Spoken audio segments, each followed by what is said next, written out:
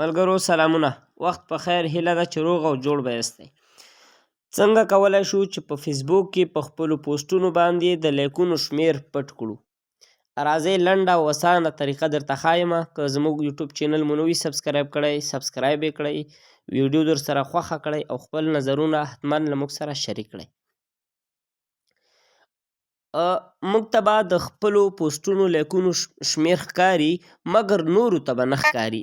دا تاسې وینئ چې زما د پوسټونو لایکونو شمیر ښکاري، مګر نورو ته به زما د پوسټونو لایکونو شمیر نه ښکاري.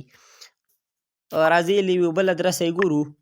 دا زه خپل فیسبوک پیج ته لاګین شومه. دلته خپل آی ډي ګورو چې زموږ د پوسټ لایکونو شمیر ښکاري که نه ښکاري. دا زما آی ډي ده. تاسې ولیده چې هلته زما د پوسټونو لایکونو شمیر ښکاره کېده ماته، او نورو ته به نه ښکاري. لکه مطلب زه اوس بل اکاونټ نه لاګین یمه، دلته زما د پوسټ لایکونو شمیر نه ښکاري.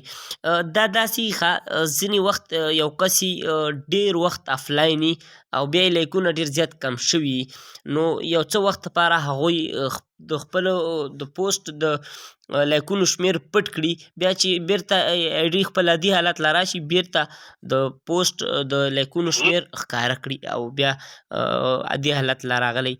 نو راځئ لنډه او اسانه طریقه درته ښایمه.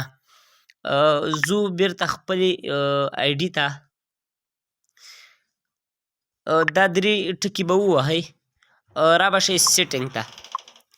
چې سیټینګ ته راغلی، دلته به ریاکشن پریفرنسز ته لاړ شئ. دوه آپشن یې درکوي، یو هغه آپشن چې د نورو پوسټونو لایکونو شمیر تاسې ونه وینئ، او بل ستاسې د خپلو پوسټونو د لایکونو شمیر پټ کړئ یا یې ښکاره کړئ. دلته آپشن فعاله دی، نو زموږ د پوسټونو د لایکونو شمیر پټ دی. چې دا آپشن آف کړئ، زموږ د پوسټونو د لایکونو شمیر به بیرته ښکاره شي. راځو اوس ګورو. موږ ته خو دلته د لایکونو شمیر ښکاره کېده، اوس به هم ښکاري، خو د بل اکاونټ نه یې ګورو. ښه، بیرته زه خپل فیسبوک پیج ته راغلمه.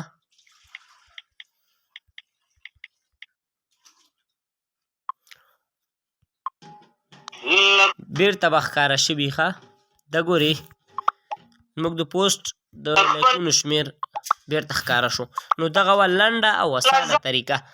که ویډیو مو خوښه شوې وي چینل ضرور سبسکرایب کړئ، ویډیو در سره لایک کړئ او خپل نظرونه له موږ سره شریک کړئ. ډېره زیاته مننه.